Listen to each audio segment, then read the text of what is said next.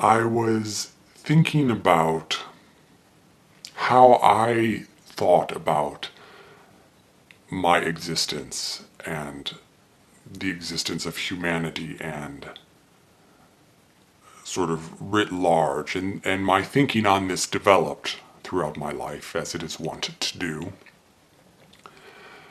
But I began to think that we are more and more part of a collective. I do not think, even now,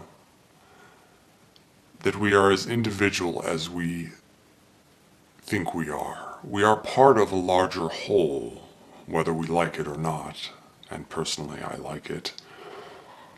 But the idea of ourselves, I think, is really an illusion, and I found it much more helpful to think of myself as part of a larger fabric of existence, and that there are all of these things around us, and we are not really separate from them. If you drill down to the granular levels, it becomes hard to distinguish where we begin and where we end.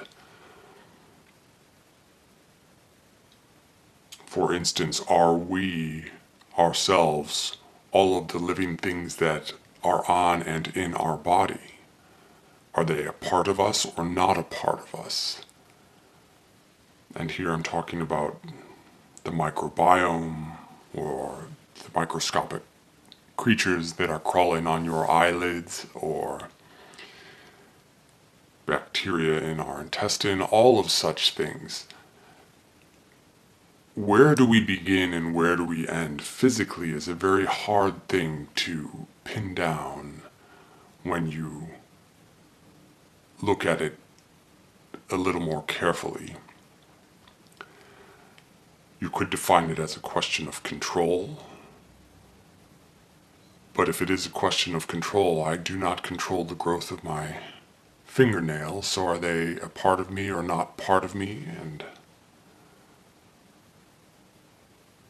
well, you can see a little bit of where this leads one to think, but I began to develop the idea that, or accumulate or accept, that we are not individual. Our consciousness, which is a whole nother thing, gives us the perception that we are. But setting aside that our consciousness is not necessarily reliable,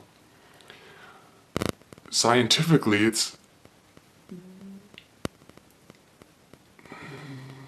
the lines become very blurred as to where something begins and something ends.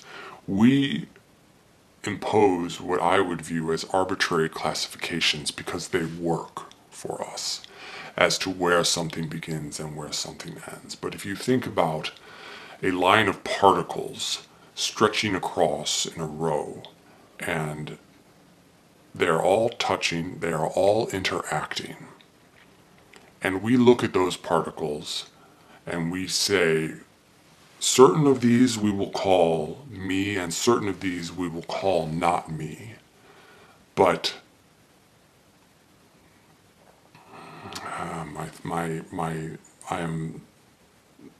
I know as I speak, I am not explaining this well.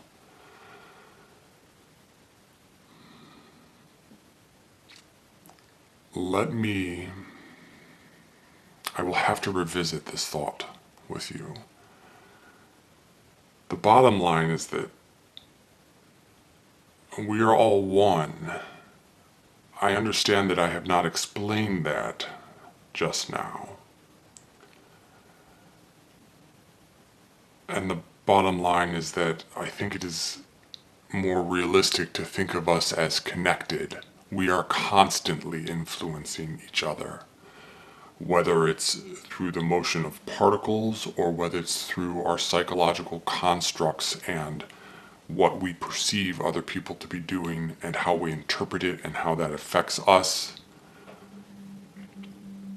There is this give and take constantly because I feel like we are part of one fabric and not individual.